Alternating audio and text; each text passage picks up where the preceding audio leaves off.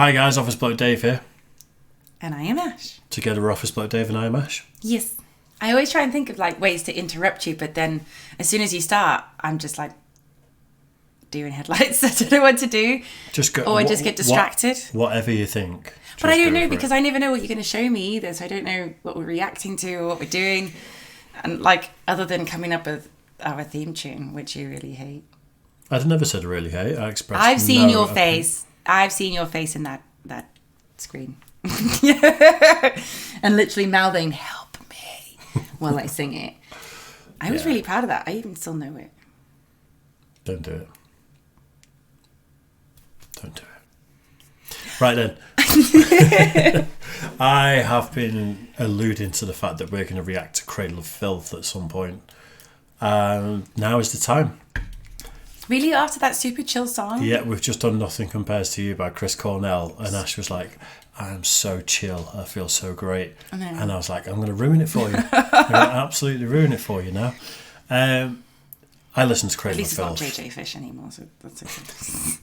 I listen to Cradle of Filth still to this day quite a lot, and now that it's dark and miserable and it's not stopped raining for weeks in the UK, there's nothing better than doing the school run, driving to the school, little Christian country school, and blaring out Cradle of Filth on the way. And just the kids love it as well.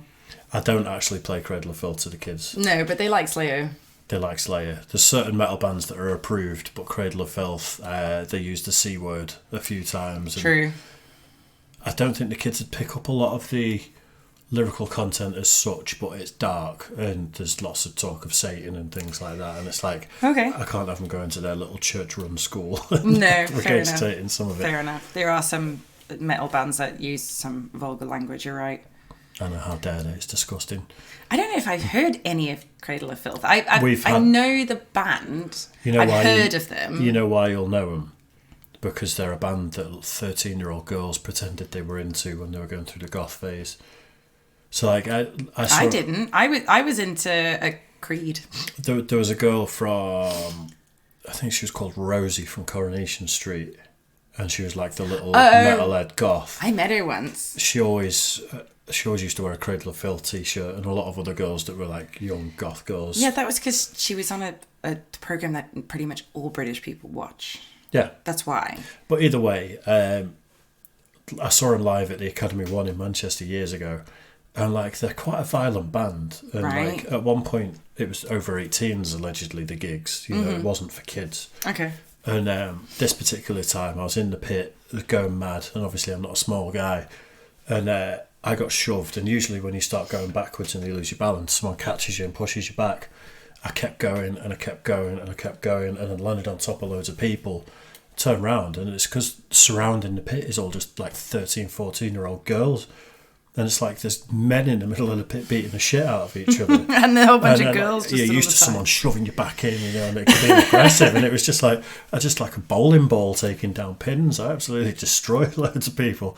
I got up and I was like, you know what? Nah. And I went to the back and just watched from the back for the rest of it, because I enjoyed it, don't get me wrong, but I was like, that's not what I'm in the mood for. No. I drank loads of beer. I'm in the mood for some grufters beating the shit out of each other.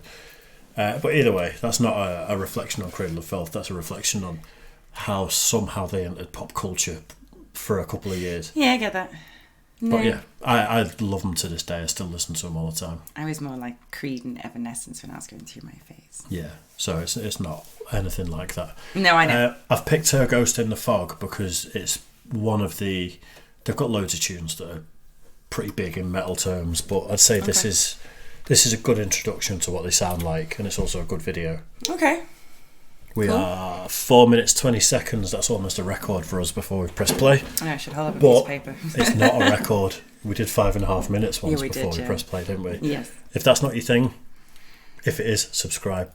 Also, you ready? People always put it in the comments. Yeah, someone always timestamps it. Yeah. I appreciate you for it. Are you ready? Yes. Cradle of Filth, Her Ghost in the Fog. Okay. One side note, there used to be a Cradle of Filth t-shirt, I don't know if it still is, that says Jesus is the C word on the back of it in font that's about that big. That's the level. That's the level. Let's do it. Cradle of Filth, Her Ghost in the Fog.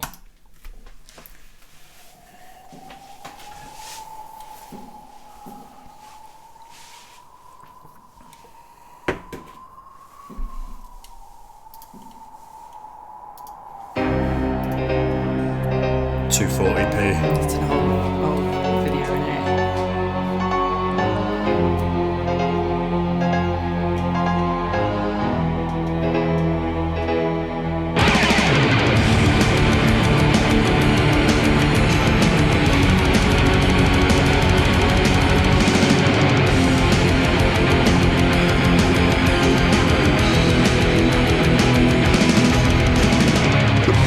She hands like a cool portrait, softly whisper the meaning of dreams. And this tragedy starts with a shattered glass heart and the midnight bear trampling of dreams. But oh, no tears please. Fear and pain may accompany death, but it is desire that shepherds its certainty as we shall see. She was divinity's creature that kissed in cold mirrors, a queen of snow, far beyond compare. Lips attuned to symmetries under everywhere. Dark liquid eyes and a radiant nightmare. She should have wanted color from my brother fast through. Until all the good and devil get to feel this world. That faithfully when the king that your sons attack and fall. The land to chase phantoms and kill. And inquisitive comes like the shadows they down from below. Picking room by the light of the moon. Burning reason to fly until the difference in way. They crept from one's best power eyes. On the definitely your heads are too scream. Now the mother's of face. We don't miss the numbers until they listen to our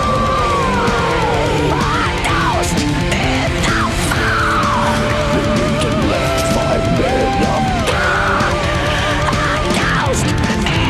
fall.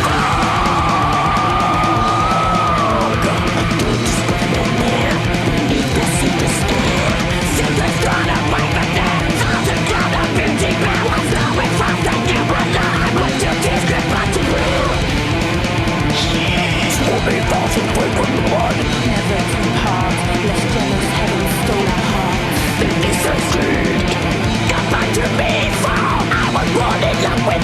Wash your face down in betray.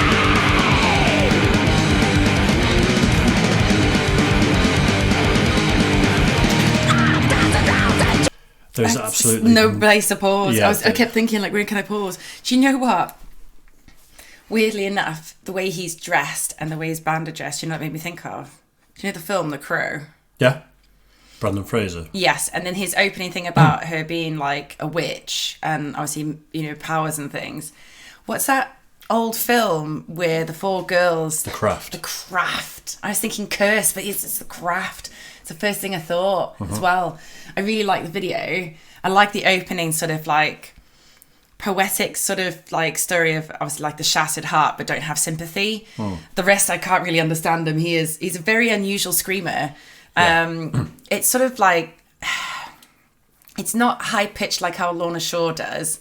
It's, no, Lorna Shore's more of a squeal, yeah. whereas this is an actual scream. Actual scream, yeah. Yeah, like an actual, you know, blood curdling. Yeah. You know. Yeah, so I was trying to like relate something. I quite like the change in tempo in the music. Like his band are amazing.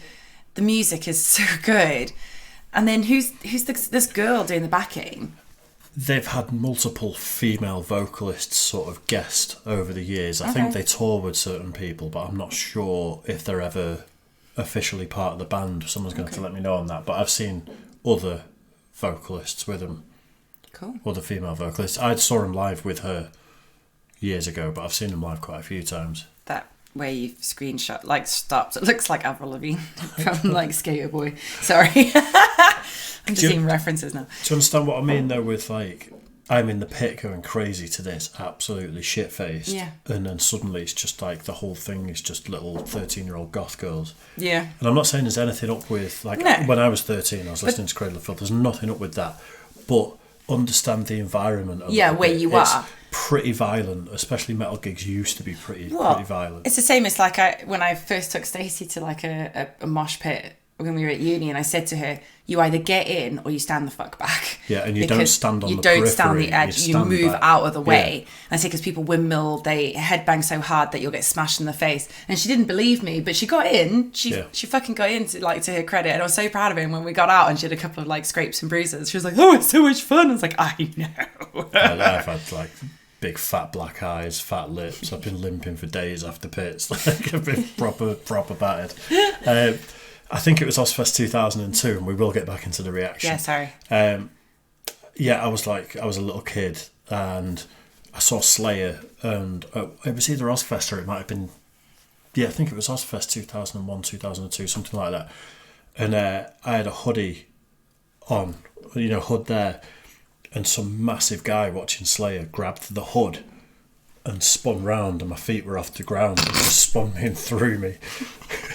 But that same, I'm sure it was the same festival Cradle of Filth played at on the main stage. Nice. In the middle of the day, though, which like Sunshine and Cradle of Filth. Doesn't mix. But what happened is, as soon as they came out on stage, they have kind of really ambient intros and stuff, and loads of classical instruments, and just it's really moody. And as soon as they came on stage and that started, black clouds just came straight over at the same time as them, and it started hammering it down with rain for that whole set.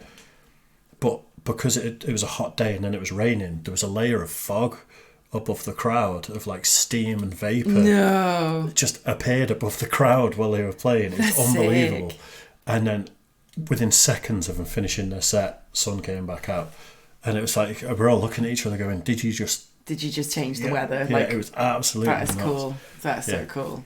Great, but I absolutely love them. Can you imagine me trying to sing along in the car though? Like if the music cut out and I'm at the lights with someone next to me and I'm like, I can actually. Yeah, I bet you can. Come back to me, fall. I was born in love with these, and wash your face down in between.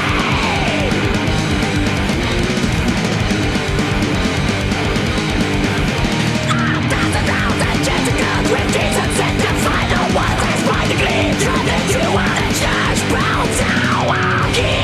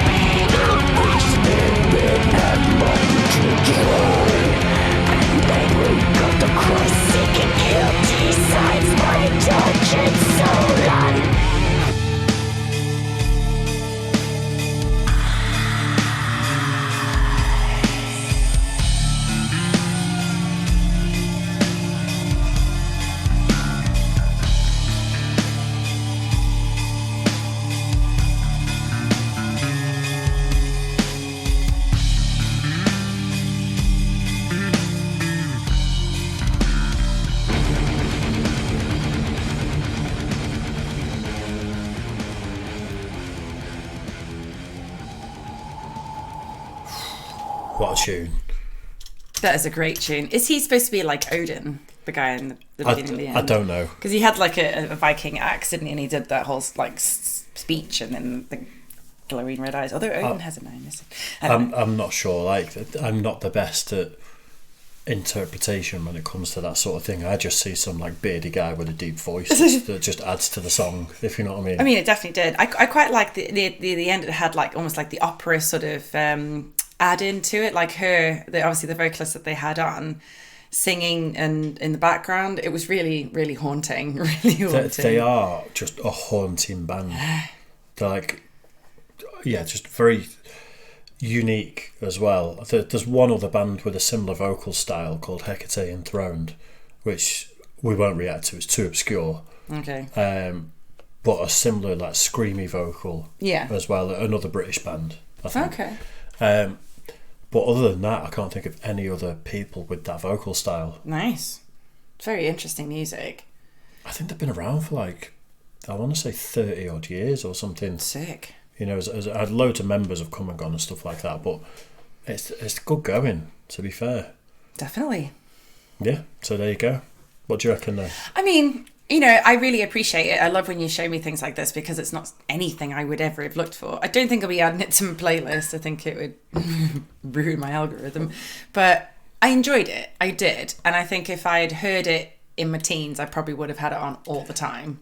It's not for everyone, and it shouldn't be for everyone. No, and that's very niche. You know, I think very that's niche. part of the charm. Yeah. But I used to, when I was a teenager, you know, get home from school, get straight in bed, and just chill for a bit. I used to listen to Cradle of Filth all the time, and you know, my parents would come in, say it's time for tea at like 6 o'clock, and I'm fast asleep listening to that full volume on a massive sound system. I mean, and they're like, "Do you actually like this?" And I'm like, "Oh, I just can't stay awake listening to Cradle of Filth. I love it." Yeah, there you go. Like I said, some of the music I listened to, Dad was always like, "Oh, it sounds like a cat being pulled out of the bin by its tail."